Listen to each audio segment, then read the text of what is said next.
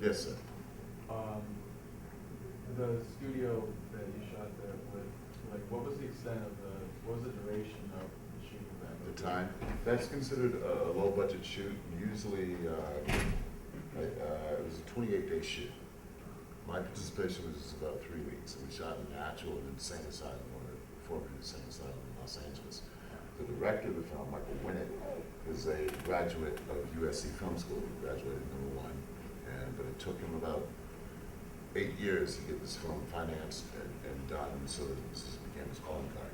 You'd be surprised. People think that movies, there's only one position or two positions, the director and the actor. Not. Okay? Every film utilizes at least 60 to 75 different crew positions. And if people, particularly young people, knew that you could actually get paid unit scales doing simple things like plugging in a plug, perhaps we would not outsource as much. But yeah, Michael's looking. Plus, he casts well. He casts people that they got along. And that's very important. You're only as good as your weakest link in any film. Okay, and whoever the lead is, they have to set a tone in the film of spirit, cooperation, enjoying the ability to wake up and race a day and pass that good vibe on to everybody that's involved. If you have an asshole in the lead, it suffers. If you have somebody that's got their head on straight, it's a beautiful thing. How was the shooting Final Destination? I like the idea of the first one Yeah. very much. The second one was a total paycheck. Redundancy. The third one, what's interesting about the third one was they didn't want to, I got paid extremely well for Final Destination. Okay, it's what they call a big budget film. Mm-hmm. And I only worked one day. By the time the third one came around, they tried to get away without using my character. When they did the test screenings, people said, well, where's that character? And that's why they came back to us and said, we need a voiceover somehow so that we can get that. And in order to do that voiceover, it actually cost them double what it would have taken if they had just done the right thing in the first place. So that's like the military defending a $75,000 toilet. Yes, sir. Yeah, what type of budget was Candyman shot on? And also, was that the Korean Dream projects there in Chicago? Yes, What was it like shooting there also? Okay, we spent about a week in Chicago, and then the rest of it was shot in Los Angeles. The budget at that time was a medium budget, about $15 million, 1992. So it would have been about 30 or so now. The movie changed my life, so for good and for bad. Yes. You just recently worked on a film called Hatchet. I can't wait for it. Hatchet's going to be huge, man. Yeah. What's your character and how did you enjoy working on it? Adam Green is a young filmmaker. I like working with young filmmakers because they're the future, And a lot of times you work with them, they remember you. I'm in it for the long run, so I want somebody to become head of a studio that I helped along the way. Okay, that just helps me. Adam Green is very passionate about old school horror. Kane Hodder, who is known for playing Jason, is the lead. It's filled with some incredible. The lead is Bill Murray's brother, younger brother, Joel Murray. Every audience that I've seen Hatchet play at engages in the film. It's that type of film where you know they shouldn't do a certain thing and they do it anyway and you laugh.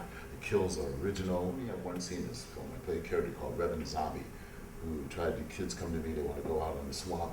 I tell them I'm not in that business anymore because I have an insurance problem.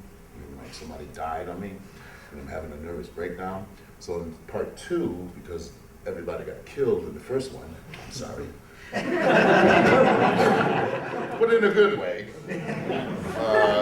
They come back to me and I'm having a really mental breakdown and they convince me to come back out to the swamp personally because I'm the only one that seems to know how to deal with this guy. Who I can't give you too many secrets, but the character is kind of like a spastic guy and like everybody runs from him when you don't really need to. Just like the zombie situation, zombies walk slow. Okay. Don't panic. You're a firefighter. If there's a little wisp of smoke, you don't panic.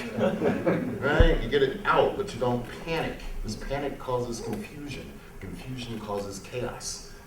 So it's a fun film, and I kind of know off the record they are going to shoot it. We're going to shoot in the spring.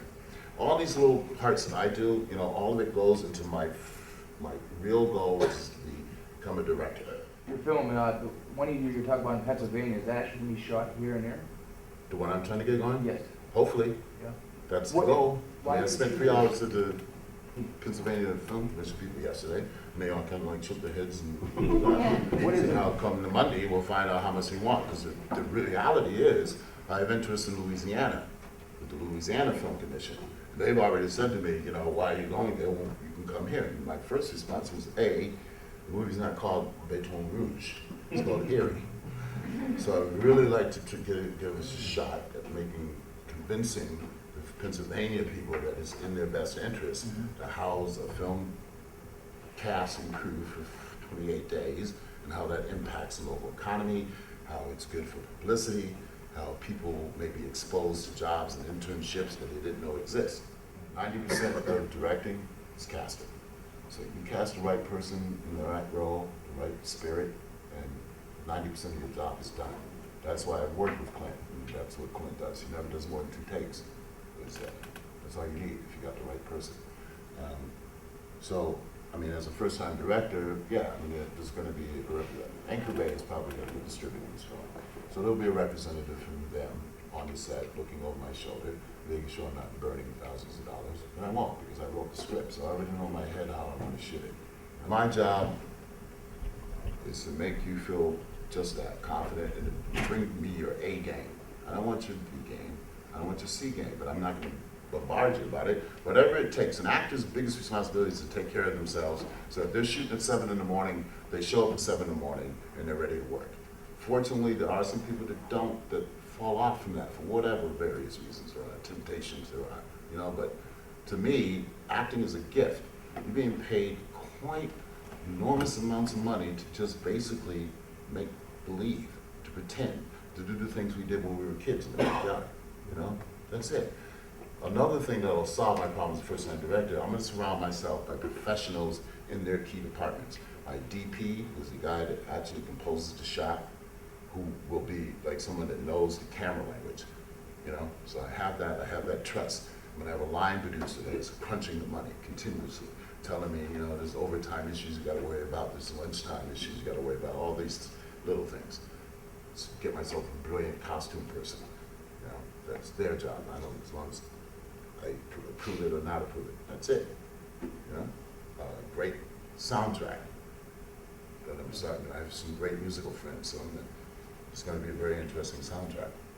I have this hot new website. Just got paid for it last week. Okay. If you go to eriehorrorfest.com, there'll be a link on it, and on that link, one of the things my website is going to provide is a blog about what I'm doing, when I'm doing it, and one of the biggest blogs is going to be the whole thing about Erie, PA. I love you all for like showing up, for being dedicated. God bless you, and whatever you choose to do.